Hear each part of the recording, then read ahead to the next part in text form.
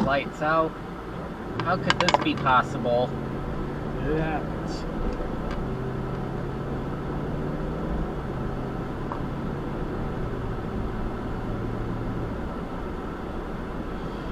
That light's working. Yep.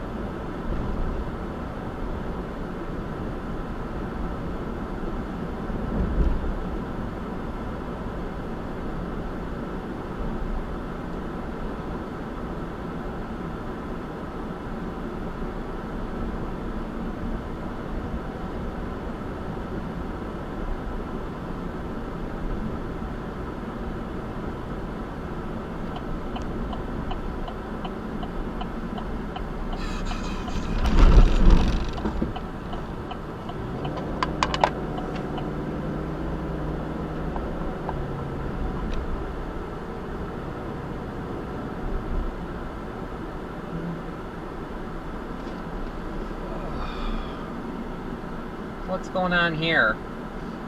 I think the car was turning left. Yep.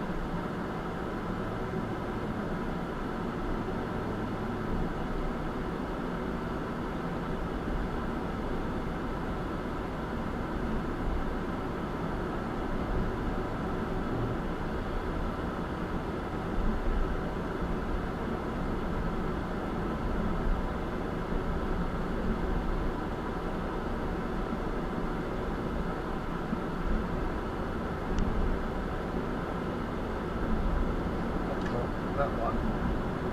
What? So that light is out. Is not out. Is it? I don't know. Nope. It's not. Nope. It was this morning. Yeah. It was. Fixed it. Yep, that's great news. Yep. I agree.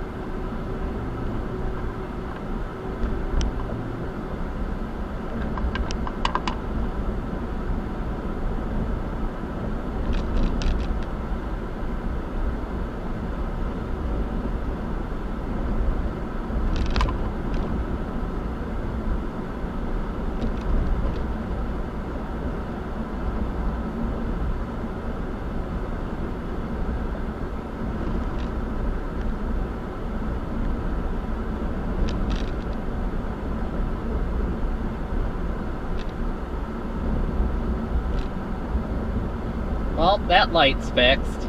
Thank goodness. That's good. That's good news. Yep.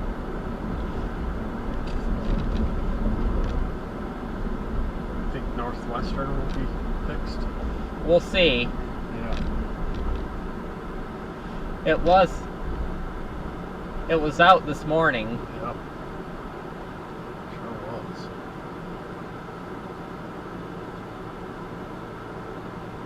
We'll see. Find out shortly.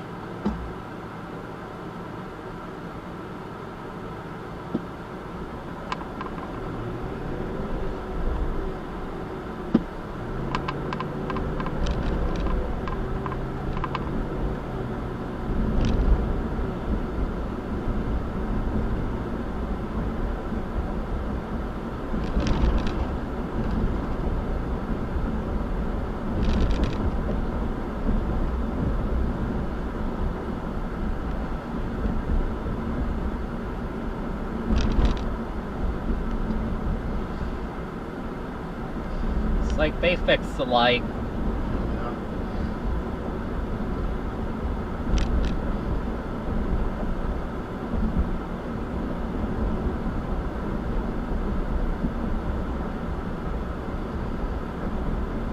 That one's fixed. Yep.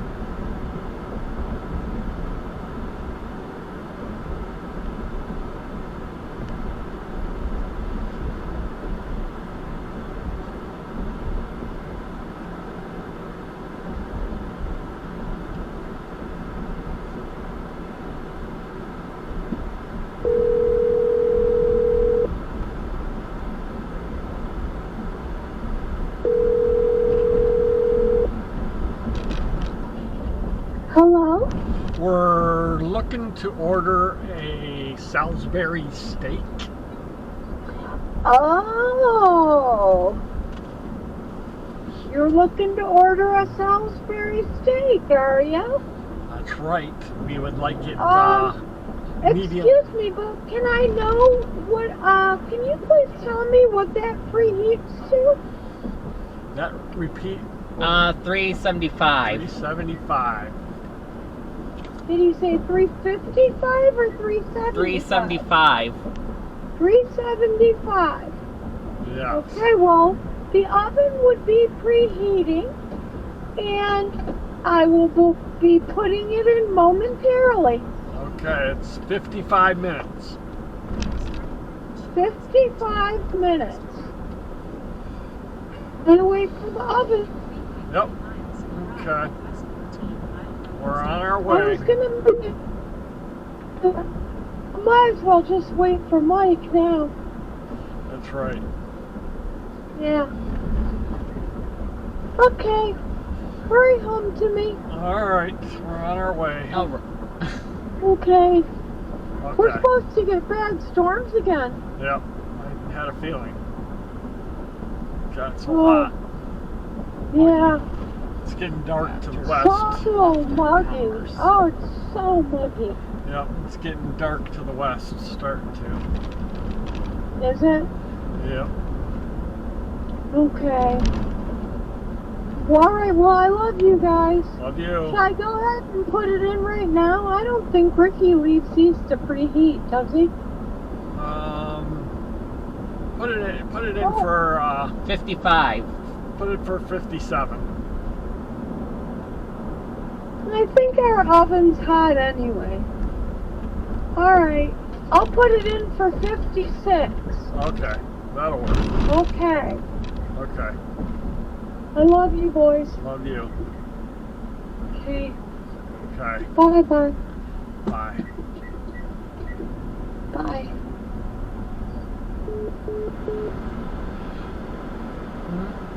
Ready? Yep. So far, so good. Yep.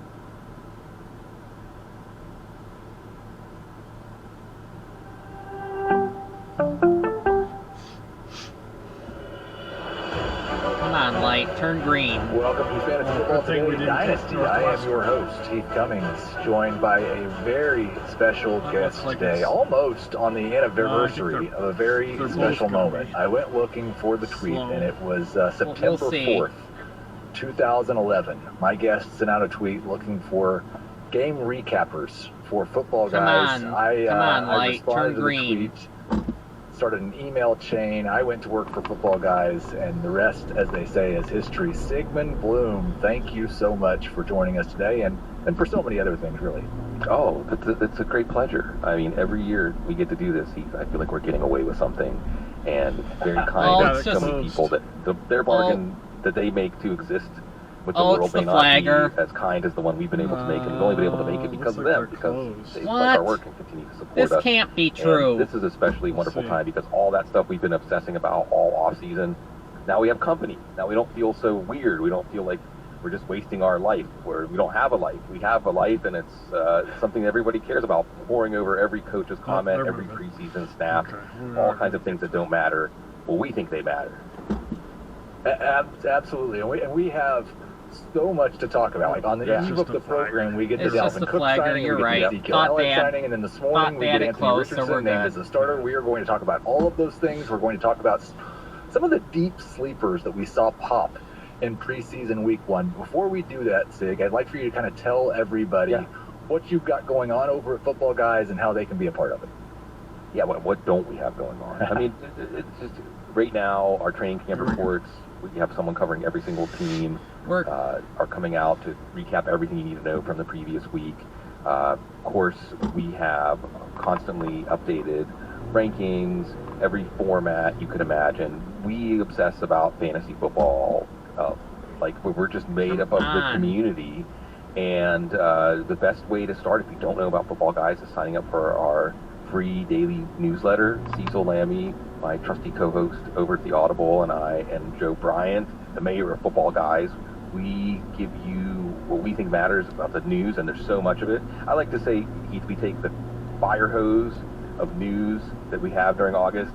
We're like Ted the bartender from the Love Boat. We make a little cocktail out, we put a little umbrella in it, drink it, goes down easy, and you'll know what you need to help your fantasy team win, to help you in your draft.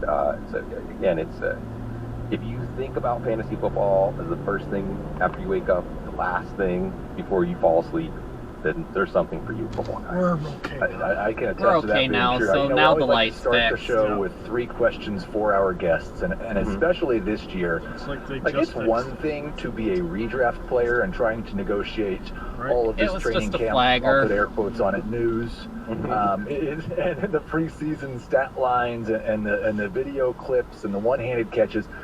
What should dynasty managers really actually pay attention to? What should matter to them Right. in the preseason?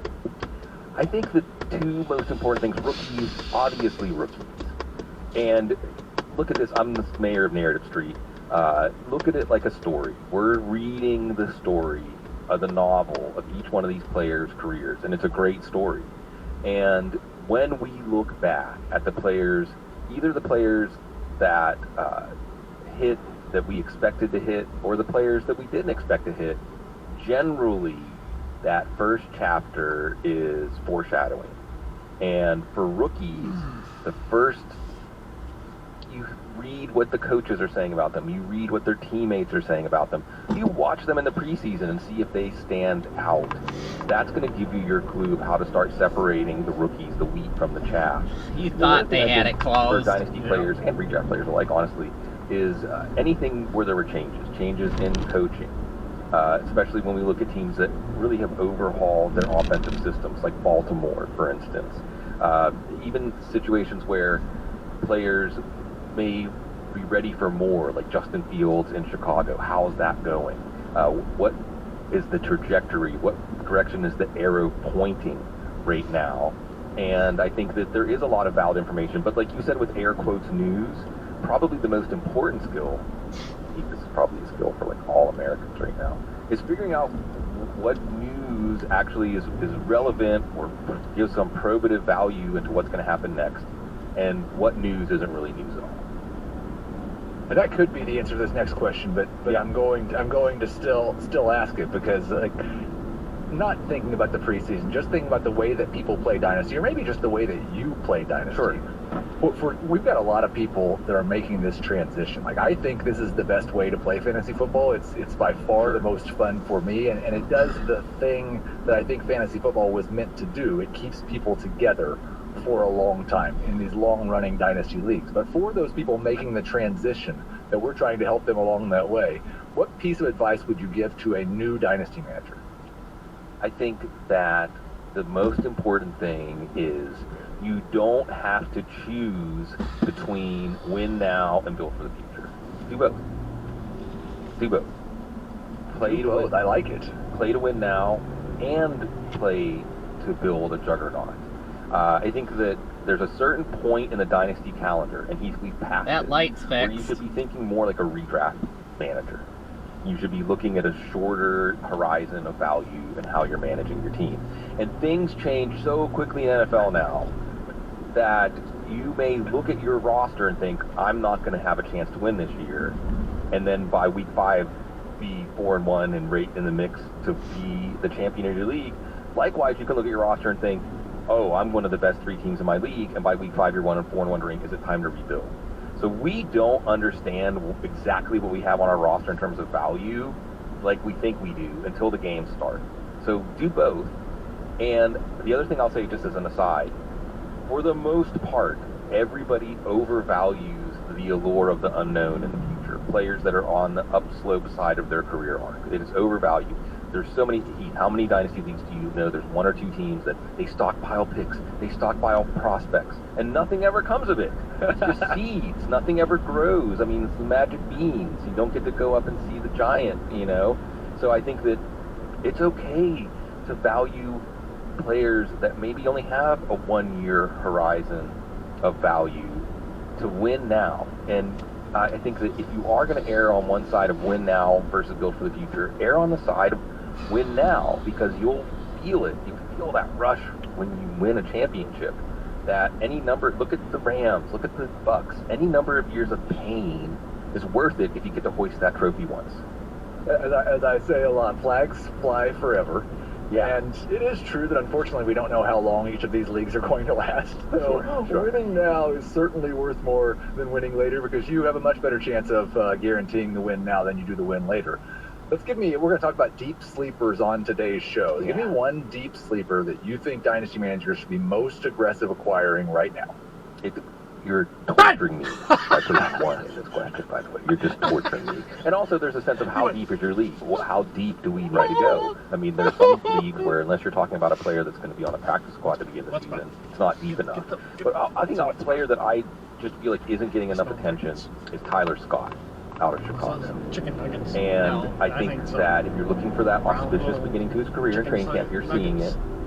And the other thing that people need to understand, we assign so much to draft Scott, right? But really, Tyler Scott is not that much different than the receivers that went, at least in the second round, even at least a Rashee Rice or a Marvin Mims. There's a plateau value. That sucks for Kathy that she has to go past the cows. Of values at wide receiver. And Tyler Scott happened to fall to the fourth round, but Tyler Scott isn't that different than Josh Downs. Isn't that different than these receivers that went on the second day. And the other thing that we need to keep in mind is teams aren't drafting based on their depth charts today. At least good teams aren't. They're drafting based on their depth charts 2 or 3 years from now. Okay, Darnell Mooney's going to be a free agent. I love Darnell Mooney. He's going to be a free agent. Chase Claypool is going to be a free agent.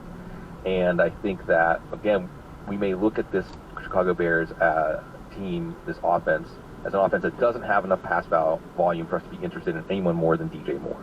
But things change. And Tyler Scott's got the goods, and I think that if you're able to get him a round or two later than receivers that from a pure talent perspective are pretty close to him, then that's a great value. And I think in shallower dynasty leagues where the roster cutoff means you might not keep more than 3 or 4 draft picks, Tyler Scott might be out there on the waiver wire. He's a guy you can get as a throw-in. So I think that he's a player that has been vastly overlooked in rookie drafts. I love that. I love like a couple things. One, it's that ambiguous situation. Yes, DJ Moore is going to be the wide receiver one in that offense for the foreseeable future, but everything else over the next 2 to 3 years is pretty up in the air with the Bears. And I think a lot of people would have said just 12 months ago, well, Jalen Hurts isn't going to throw enough to support A.J. Brown, Devontae Smith, and Dallas Goedert. There's just no way that's going to happen. Right. It turns out they were all awesome. So I love those three. We have a ton of news and notes, and I had some at the top of the list, but we're going to go with the most recent stuff first, because I don't know if you've been on Twitter very much this morning, but I've been fighting about Anthony Richardson with everyone, because somehow me saying Anthony Richardson was named the starter, he should be ranked somewhere between QB 6 and QB 10 now, because he's a running quarterback, means I'm overlooking everything that he did at Florida, and I think he's going to be a great passer, which is not the truth at all. But I do think that this is like the thing I've seen or thought since he was drafted by the Colts is what a perfect situation. Yes. You've got a coach in Shane Steichen that just had this. I mean, obviously Jalen Hurts much more accomplished as a passer in college. Didn't tap quite as far to go in that regard. But he just designed an offense that they ran the ball 10 times per game with their quarterback.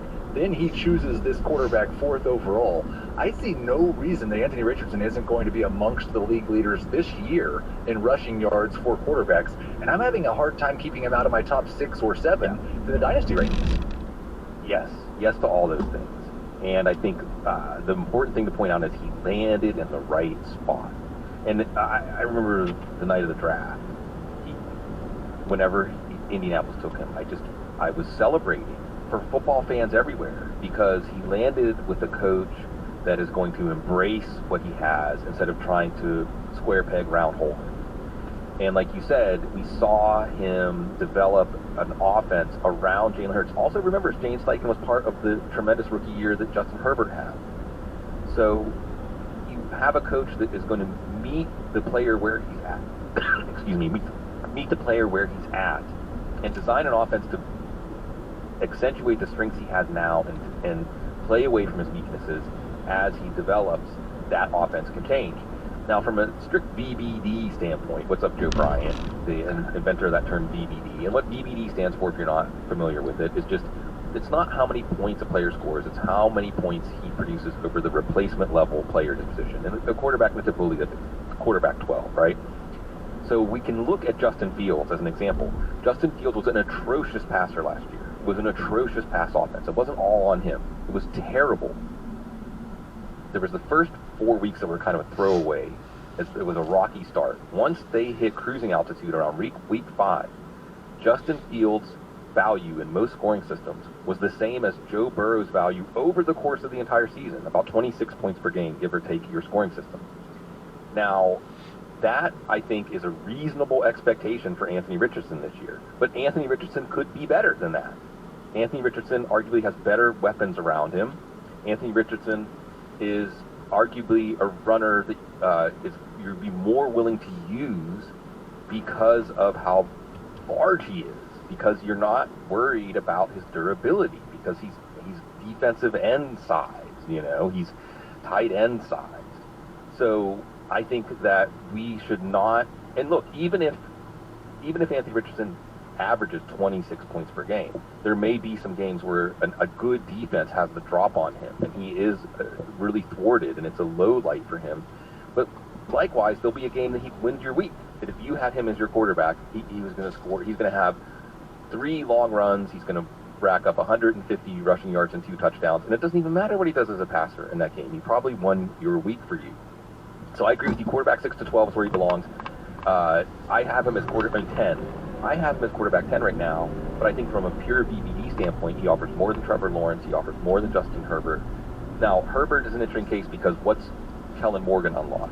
Right. Lawrence, we know, is going to have, with Calvin Ridley, in second year in Doug Peterson's system, Press Taylor, what's that going to involve? Just Deshaun Watson.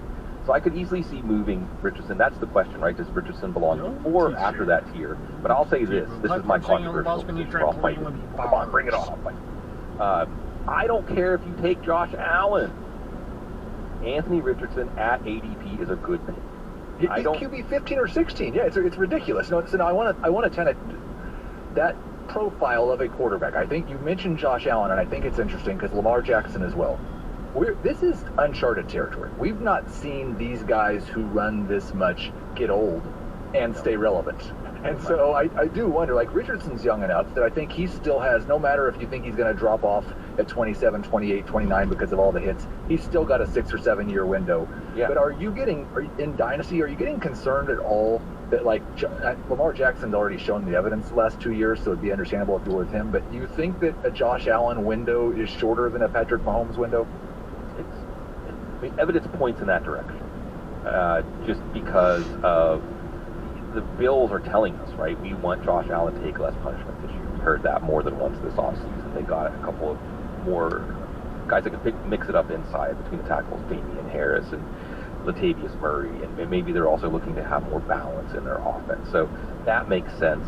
And I think Cam Newton is a good example. Andrew Luck wasn't a classic running quarterback, but I do think you're right to point out that the amount of punishment that some of these quarterbacks take can catch up with them faster than your classic pocket quarterback, a Drew Brees, a quarterback who doesn't sacrifice as much of their health and well-being for the team. But I think that, unfortunately, this is just one of those scenarios where it's kind of like the running back market, the exploitative running back market, where it's tough, but when we get into fantasy football, we kind of have to dehumanize it and really look at just the numbers. And in this case, like you said, in Richardson's case, because it's the beginning of his career arc, I think that, well, I'll put it back to specific advice for Dynasty fantasy owners, right? Again, there's a league where I have Lamar Jackson. I had the 4th overall pick in my rookie draft. I took Anthony Richardson, right? So maybe if you start planning a little more ahead, and maybe you even try to get out of your Josh Allen, Lamar Jackson positions before the bottom drops out. I think that's good. We had the two signings yesterday, and we'll kind of group these together a little bit. Dalvin Cook signs with the Jets, and maybe you see these completely different, so tell me if you do. Ezekiel Elliott signs with the Patriots. Obviously, I think for Breece Hall, it's more concerning because there's a lot more guaranteed money on the Cook contract, and Hall is coming off of the ACL. I thought maybe people should have been more concerned about this year than they were already. What I think is interesting from a dynasty perspective is, like, Hall and Stevenson, in theory, are young enough that even if they take a little ding and redraft this year because of the signings, it shouldn't impact their dynasty value that much. But what you were just talking about with the focus on win this year over win 2 or 3 years from now, and especially what we've seen at running back with, I mean, Javonte Williams, DeAndre Swift, Ken Walker, all these guys were top 5 dynasty running backs just 12 months ago, and not just in my rankings, in almost everyone's, and none of them are now. How much do these signings impact your opinion of the dynasty value of Hall and Stevenson? And then the second question would be, like, for Cook or Elliott, if you're a win-now team, are they somebody you'd be interested in acquiring, or is it strictly just a sell because they signed with somebody they're too old?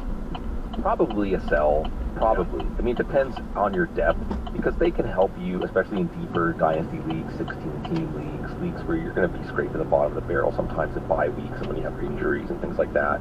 But there's no way to spin this. I don't think there's any way to spin this positive for any of the 4 running backs, except Ezekiel Elliott, maybe because he was outside of our circle of trust. Ezekiel Elliott was pretty right there with Kareem Hunt and Leonard Fournette, who were still waiting to get signed. You know, they were basically players, I think, that were afterthoughts. And at the very least, Ezekiel Elliott is a player that could easily lead the Patriots in rushing touchdowns. Now, what is that going to take? Maybe that's 6. I don't know. I mean, that's the thing. It's the Patriots offense. Patriots offensive line really needs to avoid injuries. Yes, Bill O'Brien is a legitimate actual offensive coordinator. That's going to help. But it's still going to be one of the lowest wattage offenses in the league. And if you think, let's put ourselves in Bill Belichick's head for a second. They want to keep games low scoring, right? They want to win games with defense and special teams. They're not going to try to pull games into any kind of shootout game script.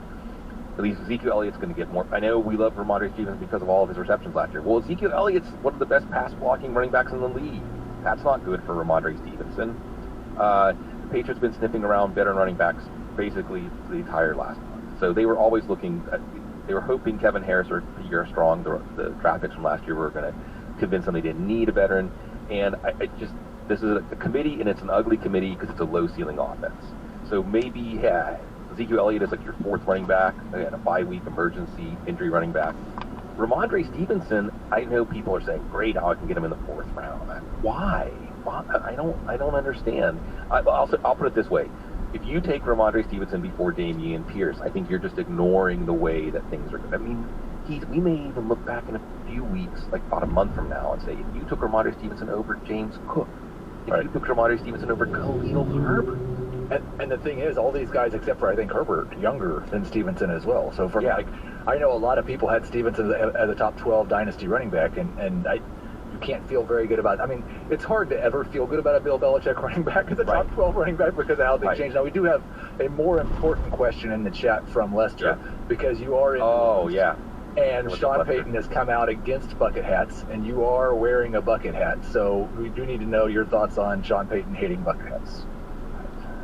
I don't know how Sean Payton can see anything over the wall of money he has. So, you know, he'll be okay. I will say this about Sean Payton as an aside. When he retired from the Saints, he said, I'll see you on the neutral ground. For those of you that don't know New Orleans and don't know the meaning of that, in New Orleans, the streets have pretty big meanings. They call it the neutral ground because it was the neutral ground between neighborhoods where there may be some hostilities. And he said, I'll see you on the neutral ground, i.e. that's a place you watch Mardi Gras parades from. And sure enough, if you went down to Napoleon, I don't remember exactly, like Napoleon and Coliseum, he was there, just hanging out, having beers, watching the parades. And then the other thing I'll say on that side, things, because I'm going to, New Orleans, us New Orleans folks love some New Orleans. It's the year they called it Lombardi Gras, the year that New Orleans won the Super Bowl. And during Mardi Gras that year, the Saints were on a flip with the Lombardi Trophy, and they actually passed it down. Like, if you were in the crowd, you might have gotten a chance to touch the Lombardi Trophy. So, in other words, Sean Payton always forgiven, even if he hates my bucket hat, because they won the Super Bowl. It's all That does cure just about everything. A similar situation to the running back news at tight end. It's not a new signing, but Zach Ertz Okay. Yeah, apparently recovered from the ACL, expected to be ready for week 1. This is another guy who everybody's just tried to pretend like doesn't exist. Right. Because we're all so excited for the Trey McBride breakout. And I do still have hope for McBride. I think he's a high-end number 2 dynasty tight end right now with the potential to maybe jump into that top 8 discussion really pretty soon. But Ertz is going to stand in the way this year as long as he's on the Arizona Cardinals, right? Yeah, and I didn't really get to Cook and Hall, and really quick, and I think because it applies to what I'm about to say about the Cardinals, it's just a mess. The Jets' backfield is a mess. And remember, the Jets, like the Patriots, have some offensive line issues. The Jets' offense could just be, I could easily see the Jets being, do you like car crashes? Do you like NASCAR races, dumpster fires, like just disaster? I could see disaster in the Jets' offense. I don't think there's any way you want to go near that Jets offense. Whatever it is at the beginning of the season in terms of a split, the change week to week, the best case scenario for fantasy is that Breece Hall returns to form, and it's so clear that they just realize they just set their money on fire. But I don't think that's going to happen. I think that everything, their logic, the Alan Lazard side, their logic is so skewed by the pursuit of Aaron Rodgers that we can't assume anything rational about what they're doing. Certainly their offensive line has to be better than it was last year if they're even going to get out of the draw. Let me see the now, nugget. Arizona, similarly, you got it, nugget. who's going to start week 1? It might be Clayton You Tune. got some Who knows? chicken nuggets. Probably still going to be Colt McCoy, and that, again, gives us a low wattage passing offense. Now, there's opportunity